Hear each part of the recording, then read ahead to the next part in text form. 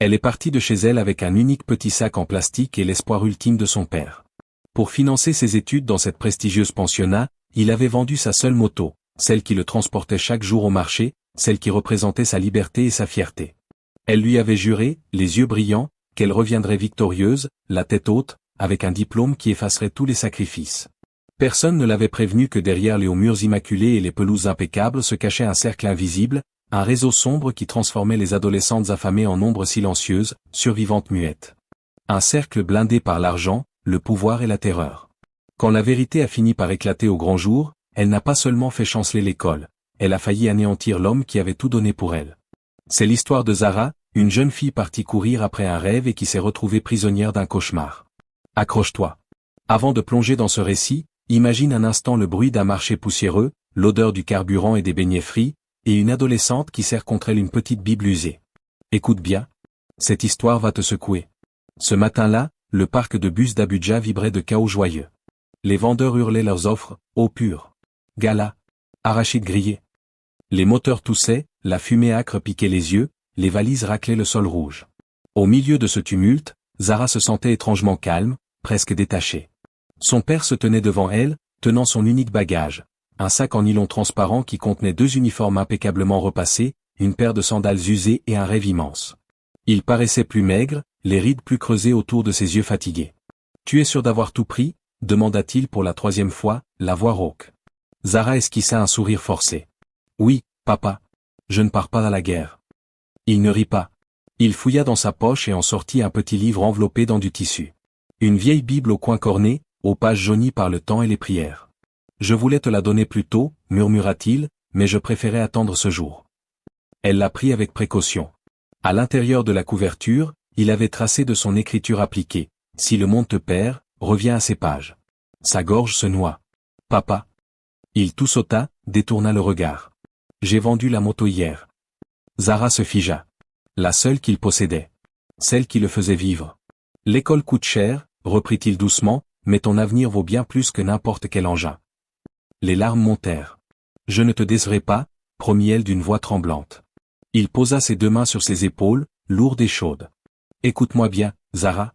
Tu n'y vas pas pour rivaliser avec qui que ce soit. Tu y vas pour apprendre. Ne laisse personne te faire oublier qui tu es. » Elle hocha la tête, incapable de parler. Le conducteur cria, « Abuja. Dernier bus. » Son père porta le sac jusqu'à la porte du véhicule. Avant qu'elle monte, il serra sa main très fort. « Quoi qu'il arrive, n'oublie jamais d'où tu viens. » Elle entra. Par la vitre poussiéreuse, elle le vit rapetisser tandis que le bus s'éloignait. Il ne bougea pas. Il ne fit aucun signe. Il resta planté là, immobile, les yeux rivés sur elle jusqu'à ce qu'elle disparaisse. Zara serra la Bible contre son cœur. « Je te rendrai fière, » murmura-t-elle. Elle ignorait encore que cette école allait mettre cette promesse à l'épreuve de la façon la plus cruelle imaginable. L'Elite Crown Girls Academy ressemblait à un décor de rêve télévisé. Bâtiments blancs immenses, gazon taillé au millimètre, adolescentes aux cheveux lisses et aux sacs de marque qui exhalaient des parfums capiteux. Zara descendit du taxi, agrippant son petit sac comme un bouclier. Un groupe de filles passa près d'elle. L'une d'elles détailla ses sandales et haussa un sourcil. « Nouvelle ? » ?»« Oui, » répondit Zara poliment. La fille la toisa de haut en bas. « Boursière ?» Zara hésita. « Oui. » Un petit rire moqueur. « Je le savais toujours. » Elles s'éloignèrent. La chaleur envahit le visage de Zara. Elle rajusta sa jupe longue et marcha vers le dortoir. À l'intérieur, les filles déballaient des cartons entiers. Sèche-cheveux, escarpins vernis, crème de luxe alignée comme dans une boutique. Zara posa son sac discret sur son lit. La voisine de lit observa ses affaires. « C'est tout ce que tu as apporté ?» Zara acquiesça. « Tu t'habitueras, » dit l'autre en haussant les épaules. Cette nuit-là, tandis que les rires fusaient autour d'elle, Zara resta allongée, fixant le plafond. Elle sortit la Bible et la serra contre elle. « Mon Dieu, » murmura-t-elle, « aide-moi à tenir ici. » Dehors, des chuchotements filtrèrent. « Tu as entendu parler du cercle intérieur ? » Oui, seuls les élus y entrent. Elles vivent comme des reines. Zara se tourna vers le mur. Elle ne comprenait pas tout, mais le ton de ses voix la mit mal à l'aise, comme un pressentiment froid. Les premiers jours furent rudes. Zara se levait aux aurores, repassait son uniforme avec soin, s'asseyait au premier rang, notait chaque mot comme si sa vie en dépendait. Mais la faim s'installa vite. À la 3e semaine, son savon n'était plus qu'une lamelle translucide, son dentifrice aplati jusqu'à la dernière goutte. Elle sautait souvent le petit déjeuner. À la cantine, elle s'asseyait seule avec une bouteille d'eau pendant que les autres dévoraient riz jollof, poulet frit et tourte à la viande. Un après-midi, son estomac gargouilla si fort en cours que sa voisine pouffa. « Tu jeûnes ou quoi ?» Zara sourit faiblement. Pas faim. Mais elle l'était, atrocement. Le soir, seule sur son lit, elle compta les quelques billets froissés dans son porte-monnaie. Pas assez. Elle fixa son téléphone. Appeler son père? Impossible. Il avait déjà vendu sa moto. Elle ne pouvait pas lui infliger ça. On frappa. Une grande fille entra, peau parfaite, cheveux impeccables, pantoufles de marque. Vanessa. Tu parles peu, observa-t-elle.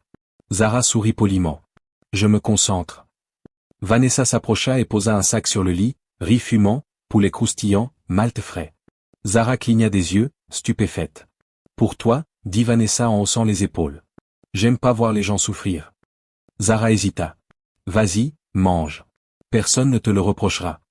Ses mains tremblèrent en ouvrant le paquet. L'odeur la fit tourner de la tête. Merci, souffla-t-elle. Vanessa s'assit près d'elle. Tu es intelligente, non? J'essaie. Essayer ne suffit pas ici. Il y a deux sortes de filles, celles qui galèrent, et celles qui ont compris le système. Zara fronça les sourcils. Quel système? Vanessa sourit. Tu comprendras. Les jours suivants, Vanessa continua, protections hygiéniques, crème pour le corps, forfait data, petit argent de poche. Zara se sentait reconnaissante, presque coupable. Un soir, Vanessa annonça, ce week-end, on sort. Sortir?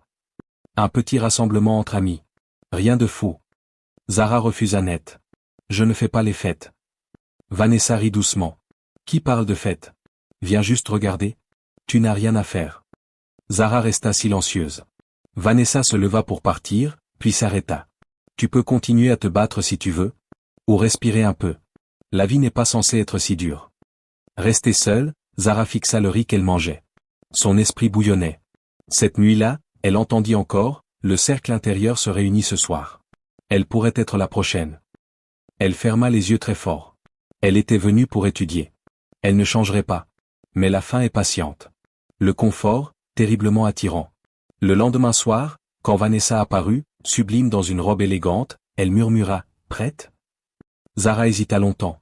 Puis elle enfila la robe prêtée par Vanessa, trop courte, trop moulante. Devant le petit miroir du dortoir, elle ne se reconnut pas. « Détends tes épaules, conseilla Vanessa. Tu as l'air tendu. Je me sens bizarre, avoua Zara. C'est normal. Tu n'as pas encore goûté à la belle vie. Zara déglutit. Je viens juste voir. Je ne fais rien. Personne ne te force. Souris. Parle. Amuse-toi. Elles sortirent discrètement. Une grosse voiture noire aux vitres teintées attendait au portail. Pas un taxi. Un SUV luxueux. Zara hésita avant de monter. Vanessa le remarqua. Tu veux rentrer? Zara pensa à son porte-monnaie vide, à son père. Elle entra. Le trajet fut silencieux, bercé par une musique douce. À l'arrivée, la maison était immense, lumière vive, musique forte, rire dans l'air. À l'intérieur, tout respirait le luxe. Des filles d'autres écoles dansaient, d'autres s'asseyaient près d'hommes plus âgés en costume cher. Le cœur de Zara cognait. Vanessa murmura à son oreille, n'aie pas l'air effrayé. Ils sentent la peur. Zara tenta de se détendre. Un jeune homme d'une vingtaine d'années s'approcha. Vanessa, tu as amené du neuf. Voici Zara. Il la détailla. Tu es magnifique. Première fois? Elle hocha la tête. Il rit doucement. Pas de panique, on ne mord pas. On posa des verres. Zara refusa l'alcool, on lui tendit un jus. La musique monta. Certaines filles montèrent à l'étage avec des hommes. D'autres riaient trop fort dans les coins sombres. Zara resta assise, spectatrice de sa propre vie. L'homme à côté parla affaires, voiture, voyage à l'étranger. Elle comprenait à peine. Puis il glissa des billets dans sa main. Pour le transport, dit-il nonchalamment. Zara se raidit. Je n'ai rien fait. Il sourit. Justement. Les billets pesaient lourd, trop lourd. Sur le retour, silence. Vanessa jeta un œil. Tu vois? Personne ne t'a obligé. Zara fixa l'argent. C'est trop. Garde-le. Tu mérites de souffler un peu. Cette nuit-là, Zara ne dormit pas. Elle envoya une partie à la maison par transfert mobile. Le lendemain, son père appela, joyeux, Zara. Tu as envoyé de l'argent. Comment? Elle rit faussement. J'ai donné des cours particuliers à une petite. Sa voix s'émut. Ma fille aide déjà son père. Dieu te bénisse. Sa poitrine se serra. Tu manges bien? Demanda-t-il. Oui, papa. Quand l'appel se termina, elle fixa le plafond. Son premier mensonge. Pas énorme. Mais pas innocent non plus. Les semaines suivantes, elle suivit Vanessa parfois. Pas toujours. Juste quand la faim ou la solitude devenaient trop forte. Chaque fois, c'était plus facile. Elle parlait davantage, souriait plus, acceptait des cadeaux ou nouveaux téléphones, sandales élégantes, extensions capillaires. On ne l'appelait plus la boursière. On murmurait autrement, tu as vu Zara? Elle a changé de niveau. Mais les changements attirent les regards. Et les regards attirent les ennuis. Un lundi matin, on la convoqua au bureau de la direction. Son cœur s'emballa. Quelqu'un avait parlé? Son père savait? Elle frappa doucement. Entrez. Madame Daramola, la directrice, femme imposante d'une cinquantaine d'années, toujours élégante, toujours distante. Elle ôta ses lunettes lentement. Assieds-toi, Zara. Zara obéit, raide. Je t'observe depuis un moment. Tu es brillante. Mais dernièrement, tu as changé. Zara se tut. La directrice se leva, fit le tour du bureau. Cette école a des règles. Mais j'ai aussi le pouvoir de protéger celles que j'apprécie. Zara releva les yeux. Protéger? Un sourire discret. Les gens parlent. J'entends. Et je décide ce qui compte. Zara sentit sa gorge s'assécher. Je ne comprends pas, madame. Madame Daramola se pencha légèrement. Tu es trop intelligente pour jouer les innocentes. Le silence pesa. Puis, plus doucement, je vois du potentiel en toi. Je peux te recommander pour des programmes internationaux, des bourses spéciales, des postes de leader. Le cœur de Zara battait fort. Mais la loyauté compte. Je suis loyal envers l'école, madame. Le sourire s'élargit. Je parle de loyauté envers moi. Les mots restèrent suspendus. Cet après-midi-là, ses notes en 2 matières difficiles s'améliorèrent soudain en ligne. Sans repasser d'examen. Elle vérifia 2 fois, troublée. Le soir, un message inconnu, tu es spécial. Ne me déçois pas. Elle sut qui l'envoyait. La fois suivante, la porte se referma doucement derrière elle. Madame Daramola offrit du thé. N'aie pas peur, dit-elle gentiment. Zara tenta de respirer calmement. Je n'ai pas peur. Bien. Tu es en sécurité ici. Les mots semblaient doux. Le ton, moi. La directrice effleura une mèche de ses cheveux. Tu mérites mieux que la vie d'où tu viens. Zara se figea. La main resta sur son épaule, légère mais pesante. Reste près de moi, murmura-t-elle. Et plus jamais personne ne te regardera de haut. Zara ne bougea pas. Ne parla pas. Elle hocha seulement la tête. En sortant, le soleil l'aveugla. Les filles riaient autour d'elle comme si de rien n'était. Mais en elle, quelque chose s'était brisé. Ce n'était plus seulement la faim. C'était le pouvoir. Et le pouvoir exige toujours un prix. Ce soir-là, un nouveau message, nous parlerons ce soir. Pour la première fois, Zara ressentit une peur véritable. Elle ne dormit pas. Elle fixait l'écran. Vanessa se maquillait tranquillement en face. On dirait que tu as vu un fantôme, lança-t-elle sans lever les yeux. Zara hésita. Que sais-tu de la directrice? Vanessa s'arrêta une seconde, puis reprit. Quoi, elle? Elle dit qu'elle peut me protéger. Que je dois être loyal. Vanessa la fixa longuement. Puis elle ferma la porte du dortoir. Tu as été remarqué. Remarqué pourquoi? Tu crois que ces soirées sont anodines? Tu crois que l'école ignore tout? Le cœur de Zara manqua un battement. Qu'est-ce que tu racontes? Vanessa baissa la voix. Cette école a des étages cachés. Ce que tu vois n'est que la surface. Zara secoua la tête. Je ne veux pas d'ennui. Un sourire lasse. Personne n'en veut. Mais certaines sont choisies. Choisies pourquoi? Pour le Crown Circle. Le nom résonna lourdement. C'est quoi? Chuchota Zara. Vanessa s'assit. Un groupe privé. Des filles intelligentes, jolies, utiles. Elles vont à des événements spéciaux, rencontrent des gens influents, les rendent heureux. En échange, protection. Notes gonflées. Bourse assurée. Pas de sanctions. Zara sentit son estomac se nouer. Et si on refuse? Vanessa la regarda droit. On ne refuse pas. Le silence envahit la pièce. Je n'ai rien accepté, protesta Zara. Dès que tu es entrée à cette première soirée, tu étais dedans. Zara se leva d'un bond. Non. J'étais juste assise. Il y a des caméras partout, Zara. Dans les maisons privées, via les connexions de l'école. Tu crois vraiment que tu étais invisible? Le sol sembla vaciller. Pourquoi tu ne m'as rien dit? Tu aurais écouté? La question la transperça. Elle avait eu faim. Elle avait été lasse des moqueries. Elle avait voulu du répit. Et le répit était venu avec des fils invisibles. Ce soir-là, un nouveau message de la directrice: viens à ma résidence. 20 h. Ses doigts tremblèrent. Je ne veux pas y aller, murmura-t-elle. Vanessa la regarda presque avec pitié. Si tu n'y vas pas, ils te verront comme ingrate. La colère monta. C'est mal. Les yeux de Vanessa se durcirent. Le mal importe peu ici. Ce qui compte, c'est survivre. La résidence de Madame Daramola était isolée dans l'enceinte, entourée de fleurs et de lumières tamisées. De l'extérieur, paisible. À l'intérieur, pour Zara, oppressante. La directrice ouvrit elle-même. Tu es venue. Bonne fille. Entre. Le salon était silencieux, musique douce, pas de domestique. Assieds-toi. Zara s'installa au bord du canapé. Tu t'es bien adaptée, reprit Madame Daramola. Tes notes montent. Merci, madame. Elle s'approcha. Tu es différente. Tu ne te plains pas. Tu t'ajustes. Zara ne répondit pas. La voix baissa. J'investis dans les filles qui comprennent la loyauté. Sa main se posa sur le genou de Zara. Zara se glaça. N'aie pas peur, murmura la directrice. Le contact était léger. Il pesait des tonnes. Zara hurlait intérieurement. Elle voulait fuir. Mais les images défilaient, la moto vendue, l'argent envoyé, les notes améliorées. Son corps resta immobile. Madame Daramola sourit lentement. Bien. Et dans ce silence, Zara comprit l'horreur, ce n'était plus des fêtes. C'était du contrôle. 3 semaines plus tard, la bombe explosa. Un matin ordinaire, élève en route pour les cours, prof poli. Puis, à midi, les téléphones vibrèrent. Les murmures devinrent incendies. Tu as vu? Regarde le groupe. C'est elle?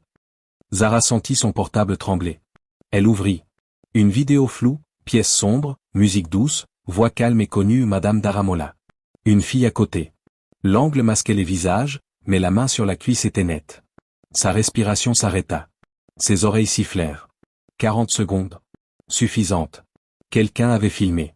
Quelqu'un avait diffusé. En quelques heures, la vidéo envahit WhatsApp, Instagram, Twitter. Hashtag Illicron scandale. Les filles se regroupaient, parlaient fort.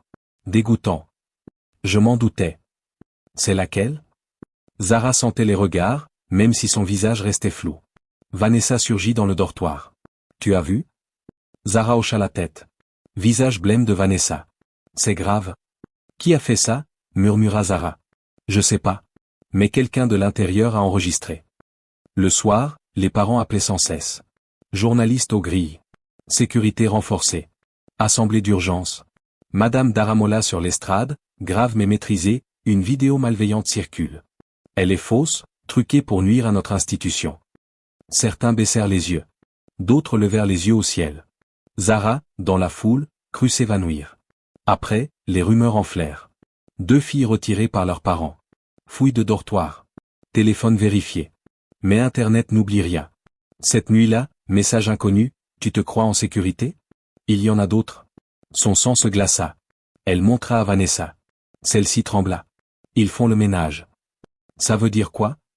Quelqu'un se protège. Zara s'assit sur son lit, secouée. Son père appela. Zara, que se passe-t-il là-bas? Les gens parlent. Gorge serrée. Juste des rumeurs, papa. Tu es en sécurité? Elle ferma les yeux. Oui. Après l'appel, elle ouvrit la Bible pour la première fois depuis des semaines. L'écriture de son père, si le monde te perd, revient à ses pages. Les larmes coulèrent. Dehors, sirène au loin. Dedans, fille qui pleurait ou rageait en packing. Le Crown Circle s'effritait. Et quand un secret s'effondre, il entraîne tout avec lui. L'école n'était plus une école. C'était une scène de crime. Garde partout. Prof fuyant. Élèves en petits groupes qui se taisaient dès qu'on approchait. Vanessa s'était murée dans le silence. Un soir, Zara la trouva sur son lit, fixant son téléphone. Tu m'évites, dit doucement Zara. Vanessa ne leva pas les yeux. Je réfléchis à la vitesse à laquelle tout s'écroule. Zara s'assit en face. Tu savais pour la vidéo? Silence pesant. Vanessa? La mâchoire se crispa. Je ne savais pas qu'elle serait diffusée. Zara sentit son cœur chuter. Comment ça? Vanessa se leva, marcha vers la fenêtre. C'est moi qui l'ai enregistré. Les mots frappèrent comme une gifle. Quoi? Je l'ai filmé. Mais ce n'était pas pour la rendre publique. Zara se leva aussi. Pourquoi filmer une chose pareille? Vanessa se tourna, yeux brillants. Pour survivre. Tu crois que j'ai rejoint ce cercle par plaisir? J'avais besoin d'une assurance. Une assurance? Oui. Quand les puissants te tiennent, tu dois avoir de quoi les tenir aussi. Zara haletait. Donc tu t'es servi de moi? Le visage de Vanessa se fissura. Je ne voulais pas t'utiliser. Je me protégeais. Tu m'as filmé sans me le dire. Je pensais en avoir besoin un jour, cria Vanessa. La pièce semblait rétrécir. Tu as tout détruit, dit Zara, la voix cassée. Vanessa secoua la tête. Non. Quelqu'un a piraté mon téléphone. Je n'ai pas diffusé. Je le jure. Zara ne savait plus quoi croire. Larmes sur les joues de Vanessa. Tu ne comprends pas. Une fois dedans, on n'est jamais en sécurité.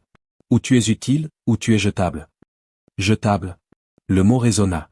Cette nuit-là, rumeur, une fille des soirées privées avait disparu. Lit vide. Casier vidé. Pas d'adieu. Certains dirent, parents venus à minuit. D'autres, sponsors l'ont emmené. La peur s'installa comme une pierre dans le ventre de Zara. Puis son téléphone vibra.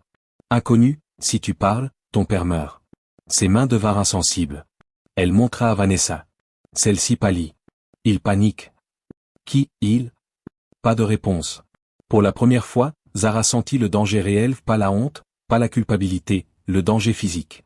Elle veilla toute la nuit, revoyant le sourire de son père au parc de bus, sa voix émue au téléphone. Si tu parles, ton père meurt. Elle était piégée. Silence égale vérité étouffée. Parole égale père en danger. Elle regretta amèrement d'avoir suivi Vanessa cette première fois. 2 jours plus tard, un appel inattendu, la voisine du quartier. Zara, ton père s'est effondré au marché. Le monde s'arrêta. Quoi? Murmura-t-elle. Il s'est évanoui. On parle de tension. Il est à l'hôpital. Ses jambes flageolèrent. J'arrive.